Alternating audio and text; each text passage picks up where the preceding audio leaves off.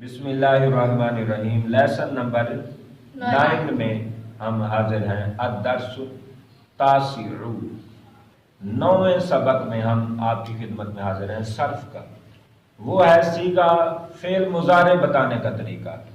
صیغہ فعل مضارع کے لیے 4 لفظ ضروری ہوتے ہیں جو ابتدا میں آتے ہیں۔ وہ کون سے ہیں جی؟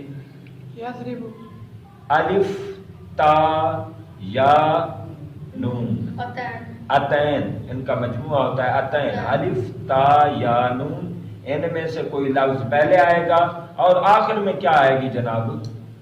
آخر میں پیش۔ آخر میں کیا آئے گی؟ پیش۔ یضربو، ٹھیک ہے، یضربو، آخر میں کیا آئے گی؟ پیش۔ تو مضارع کا صیغہ پہلے تلاش کرنے کے لیے کیا ہم نے دیکھنا ہوتا ہے؟ ہم نے یہ دیکھنا ہوتا ہے الف، تا، یا، نون میں سے بھی کوئی شروع میں آئے اور آخر میں پیش بھی ہو۔ یہ ہے آسان طریقہ۔ تو الف، تا، یا، نون کا بھی میں مسئلہ حل کر دوں۔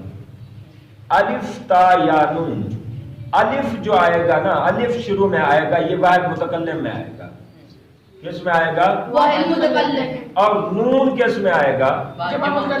جمع متکلم میں۔ اب یہ الف نون کو علیحدہ کرتے ہیں، الف نون کو علیحدہ کرتے ہیں، باقی کیا بچ گیا؟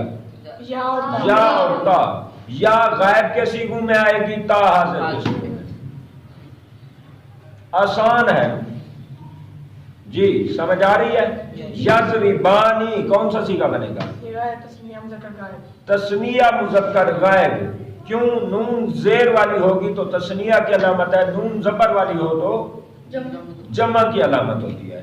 نون زیر ہو تو تسنیہ، نون ہمیشہ تسنیہ والی کیا ہوتی ہے؟ زیر والی، اور نون جمع والی ہمیشہ پیش والی، زبر والی ہوتی ہے۔ شاباش، نون پر پیش کبھی آتا نہیں ہے بھائی، نون زبر والی ہمیشہ جمع کی ہوتی ہے، جمع والی نون ہمیشہ زبر والی ہوتی ہے، تسنیہ کی زیر والی ہوتی ہے۔ یضربون، یہ کون سا صیغہ ہے؟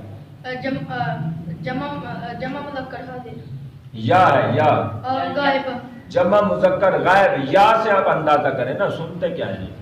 یا سے آپ اندازہ کریں کہ یا غائب میں آتی ہے ٹوٹل، اور تا حاضر میں آتی ہے۔ یا سن رہے ہیں یضربون، میں پوچھ رہا ہوں تو آپ حاضر بتا رہے ہیں۔